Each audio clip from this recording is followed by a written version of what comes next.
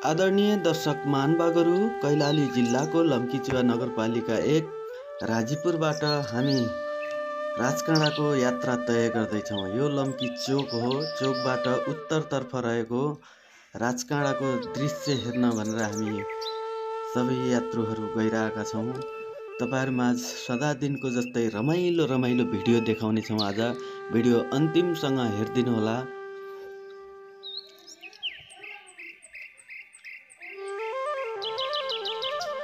र साथीहरू, यो त थियो भिडियो। हामी यात्रा तय गर्ने क्रममा अगाडि जेसीबीले बाटो खनिरहेको छ। बाटो पनि धेरै अप्ठ्यारो छ। सम्पूर्ण प्रतिनिधि सरकारले पनि हेरिदिएको छ। अहिले एकदम राम्रो सहज यात्रा गराउनेको लागि बाटो खनिरहेको छ। तपाईहरु पनि आउन चाहनुहुन्छ भने कैलाली जिल्लाको लम्कीबाट उत्तरतर्फ रहेको अछाम रोडको बाटो समातेर करिब 30 किलोमिटर माथि गएपछि राजकाँडा आउँछ।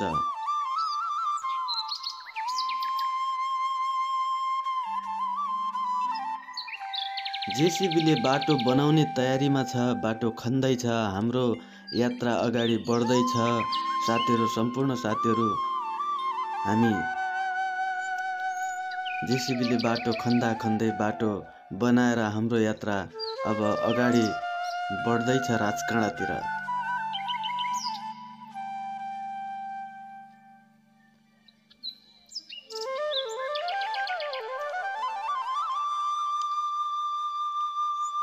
हामी लम्कीबाट बाइकमा यात्रा गरेर राजकाँडातर्फ जाने तयारीमा छौँ।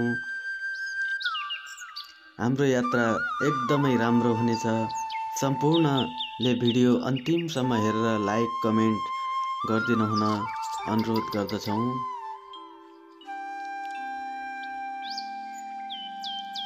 समुद्री सतहबाट करिब 1500 मिटर अग्लोमा रहेको राजकाँडा साँच्चै भन्नुभन्दा एकदमै सुन्दर छ।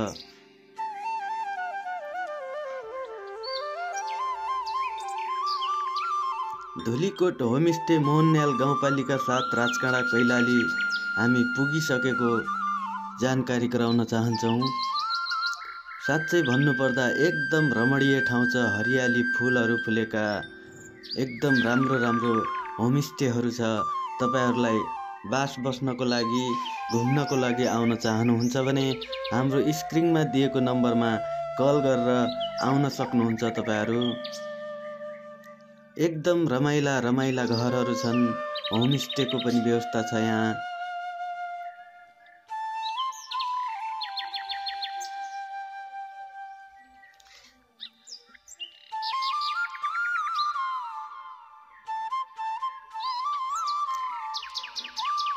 साँच्चै भन्नुपर्दा स्वर्गको एक टुक्रा भनेर चिनिने राजकाँडा एकदम सुन्दर राम्रो छ।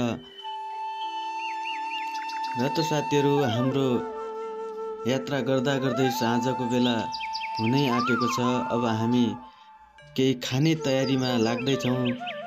फुलहरू फुलेर एकदम रमाइलो भइरहेको छ। साथीहरू, सम्पूर्ण मिलेर हामी लोकल भाले काटेर खाने तयारीमा छौँ। साथीहरू सबै मिलेर भाले काट्न गइरहेका छन्। भाले काट्ने तयारीमा छ। कोही साथीहरू उता भात पकाउने तयारीमा हुनुहुन्छ र कोही भाले काट्ने तयारीमा हुनुहुन्छ।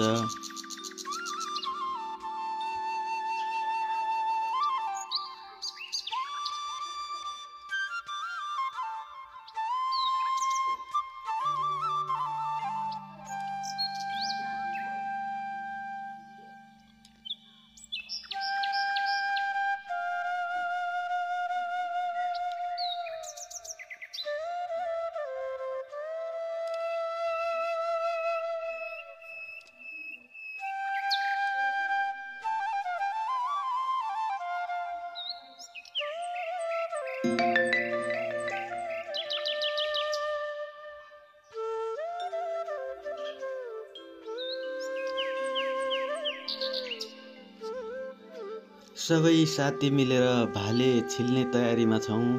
एकदम रमाइलो यात्रा भएको छ र तपाईहरु पनि एकचोटि अवश्य यो राजकाँडा पुगेर यात्रा गरिदिनु होला। एकदम रमाइलो ठाउँ छ, रमाइला रमाइला दृश्यहरू छन्। राजकाँडा पुगेर भाले काटेर खाने तयारी छ। हाम्रो दिदीले बनाउँदै हुनुहुन्छ। एकदम मिठो बनाइराख्नु भएको छ। केही समयपछि पाक्ने छ र हामी खानेछौँ।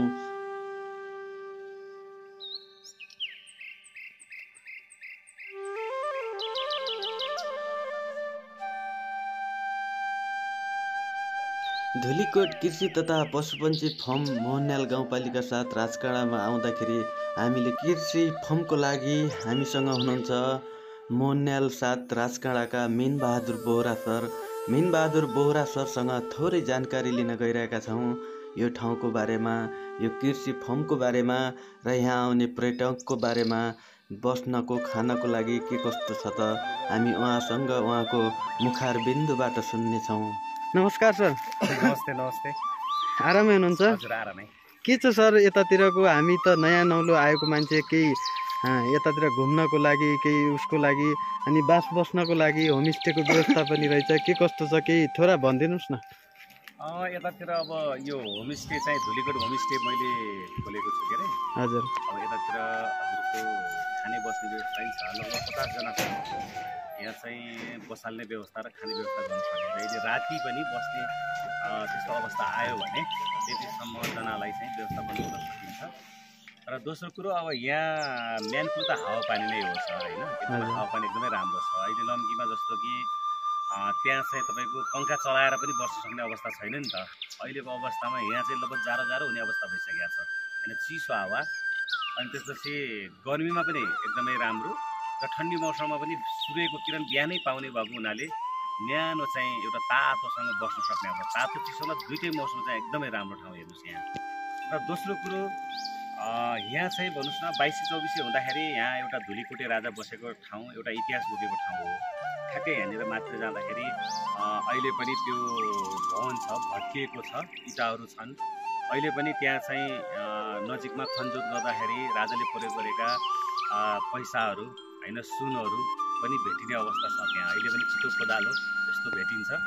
इँटाहरू प्रशस्त मात्रामा छ। त्यहाँ चाहिँ राजा बस्नुभएको हो। अनि सर हामीले यता पनि यो धुलीकोट कृषि तथा पशुपन्छी फर्म भनेर देखिरहेका छौँ बोर्ड। यहाँ के पाल्नु भएको छ? के यस्तो फर्म जस्तै देखिरहेको छ? के भनिदिनुहुन्छ थोडा यसको? यहाँ चाहिँ मैले पहिला कालिज हालेको थिएँ। अहिले चाहिँ कालिज सिद्धिया छन्, कालिज चाहिँ छैन, होइन? अनि अहिले चाहिँ लोकल कुखुराहरू हालेको छु मैले, लोकल कुखुरा छ। अनि त्यसको साथसाथै चाहिँ तपाईँको अरू कस्तो छ भन्दाखेरि बगैँचा पनि अब भित्र बनाइएको छ। अब त्यहाँभित्र चाहिँ अब त्यो ढुङ्गा व्यवस्थापन गरेर कालिजहरू पालिन्थ्यो। अहिले चाहिँ म केही समयपछि त्यो कालिज पनि हाल्छु। सर यो बोर्डमा देख्यौँ हामीले धुलीकोट कृषि तथा पशुपन्छी फर्म भनेर लेखेको बोर्डमा देख्यौँ। यो धुलीकोट भन्नाले यसको अलिकति यो लेख्नको कारण या यो धुलीकोट राजाको एउटा बसस्थान अनि एउटा यो राजा बसेको ठाउँ भनेर चिनिन्छ। यसको बारेमा थोरै केही जानकारी भनिदिनुहुन्छ कि? अब यहाँ धुलीकोटे 22-24 राजा हुँदाखेरि धुलीकोटे राजा बस्नुभयो, होइन? अब उहाँको चाहिँ नि त्यहाँ भवन अहिले पनि छ, दरबार अहिले पनि छ, अलिक जीर्ण अवस्थामा छ। अब त्यतिखेर चाहिँ नरेन्द्र देव र पद्मकुमारी चाहिँ अब बस्नुभएको रहेछ, यहाँ हाम्रो शासन गर्नुभएको रहेछ। उहाँले चाहिँ हजुरको लगभग अब यहाँदेखि लिएर अब टिकापुरदेखि लिएर सत्ती अनि यता भुरी गाउँ, यो 11 गाविसदेखि लिएर यो एरिया चाहिँ उहाँको अब यो भवन एरिया भइहाल्यो, भुरी गाउँ भयो, यो चाहिँ भन्नुहोस् न उहाँको एरिया रहेछ। यहाँ चाहिँ राज गर्नुहुन्थ्यो। त्यही यहाँ धुलीकोटे दरबार हिजो राजा बसेकै हुनाले चाहिँ यो ठाउँले अझ महत्त्व पाओस् भन्ने किसिमले मैले चाहिँ यो धुलीकोट कृषि तथा पशुपन्छी फर्म र धुलीकोट होमस्टे मेरो दुईवटा छ, दुईवटा संयुक्त चाहिँ मिलाएर चाहिँ मैले गरेको छु। दुईवटा चाहिँ जस्तै होमस्टेमा हजुरको मैले होमस्टे गरिसकेपछि अर्ग्यानिक चिज खुवाउनुपर्छ भनेर अब अब यो फलफुलहरू जो देखिरहनु भएको छ नि त, फलफुलहरू सागसब्जीहरूदेखि लिएर लोकल कुखुरा, कालिज यस्ता अर्ग्यानिक चिजहरू खुवाउनुपर्छ भनेर एउटा फर्म र धुलीकोट होमस्टेलाई चाहिँ जोडेर चाहिँ मैले लिएँ। मैले दुइटै सञ्चालन के छ सर यो धुलीकोट होमस्टेमा आउँदाखेरि टाढा टाढाबाट आउने यात्रुहरूलाई या पर्यटकहरूलाई बस्नको अनि सुत्नको यो खानेकुराहरूको व्यवस्थापन के कस्तो छ यसमा पनि थोडा भनिदिनु। अब यसमा चाहिँ अब अलिकति विकट ठाउँ हो होइन, यो विकट ठाउँ हो, सबै ढुवानी गरेर तलबाट अब ल्याउनु पर्ने पनि हुन्छ। अब अलिकति यहाँ फेरि उत्पादन नभएको हुनाले अब पानीको त्यति राम्रो व्यवस्थापन छैन। अब नत्र भने यदि पानी भइदिएको भए सबै यहाँ उत्पादन गरेको सबै चिज अर्ग्यानिक खुवाउन सकिन्थ्यो। पानीकै कारणले गर्दाखेरि यहाँ चाहिँ अब ढुवानी गरेर तलबाट ल्याउनु पर्ने अथवा अन्य ठाउँबाट ल्याउनु पर्ने, टाटाबाट ल्याउनु पर्ने भएको हुनाले यहाँ चाहिँ अलिकति केही न केही भन्नुहोस् अब खानालाई हामीले अब 200 देखि 230मा दिने गरिरहेछौँ होइन। बस्नको लागि पर व्यक्ति 100 रुपियाँ हिसाबले चाहिँ बस्ने व्यवस्था गरेका छौँ। र साँझ चाहिँ अब फायर क्याम्प फेरि हुन्छ होइन, फायर क्याम्प फेरि हुन्छ। अब बाजाहरू अब जस्तै मादल सादलदेखि लिएर साउन्ड बक्सहरू सबै चाहिँ व्यवस्था छ। त्यो नाच्ने गाउने बजाउनेदेखि लिएर त्यो सबै सुविधाहरू हुन्छ होइन। त्यो खालले चाहिँ एउटा रमाइलो तरिकाले चाहिँ बस्छ। अनि सर यो टाढाबाट आउने पर्यटकहरूलाई यातायातको सुविधा के कस्तो छ? गाडी मोटर आउने सजिलै आउने बाटो छ या अप्ठ्यारो या हिटेर या ट्रेकिङ गरेर आउने के कस्तो छ सर यसको बारेमा? चिसापानीदेखि ट्रेकिङ गरेर त्यहाँ खरिन्छ बाटो, ढुङ्गा बिछाएको बाटो छ के अरे होइन। त्यसमा चाहिँ हराउने खालको बिचमा चाहिँ यताउता बाटो छुट्ने खालको छैन। ठ्याक्कै चिसापानी सिद्ध बाबादेखि यतापट्टि सिडीदेखि आउने हो भने यहीँसम्म चाहिँ ढुङ्गा बिछाएको बाटो छ, त्यसमा ट्रेकिङ गरेर आउँछन्। अब त्यो भनेको 6 किलोमिटरको बाटो हो। अब त्यसमा चाहिँ हजुरको कस्तो छ भन्दा हिँडेर आउँदा 6 किलोमिटर र केबल कारले नापेको 3.1 हो सिधा स्ट्रेट गर्दाखेरि। अनि लम्कीबाट ठ्याक्कै 16-17 किलोमिटर जति पर्छ यहाँ मेरो यो होमस्टेसम्म पुग्दासम्म। अनि यताबाट मोटर पनि आउँछ, कोही ट्रेकिङ गरेर पनि आउँछन्, गाडीहरू आउँछ। पहिला त अलि बाटो राम्रो थिएन, तर अहिले चाहिँ अहिलेको अवस्थामा बाटो चाहिँ एकदम क्लियर छ चाहिँ। अब गाडीहरू मजासँग आउँछन्, मजासँग 1 घन्टा 30-40 मिनटदेखि लिएर 1 घन्टासम्म आफ्नो चलाइमा भर पर्छ आउँछन्। त्यसरी चाहिँ लम्की चौरायादेखि आउन मिल्छ आमपानी हुँदै। हस् सर, हजुरले धेरै धेरै अमूल्य टाइम हामीलाई दिएर सब राजकाँडाको गाउँ बस्ती सब घुमाइदिनु भयो, नयाँ नयाँ ठाउँहरू देखाइदिनु भयो। हजुरलाई धेरै धेरै धन्यवाद सर। हस्, धन्यवाद।